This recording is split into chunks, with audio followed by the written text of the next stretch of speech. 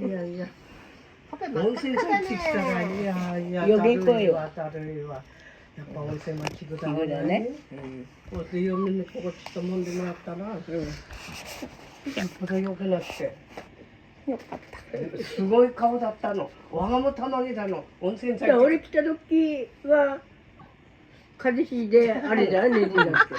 そしたら、温泉やめてね鏡があるから、もうやったら目が向くんで。水金なの。大丈夫？びっくりしたの。さっぱりしたよね、なんか。あらららどうしよう。あららら何ワンワンにピロピロやらってんの？そう。そう思うと好きなんだわ、ほら。同じぐらいの大きさだ。そうだね。遊ぼうって。ママ遊ぼうって言ってるよ、ワンワン。ほらほら。いやいや、素敵だ。ああ、わっ。それはダメ。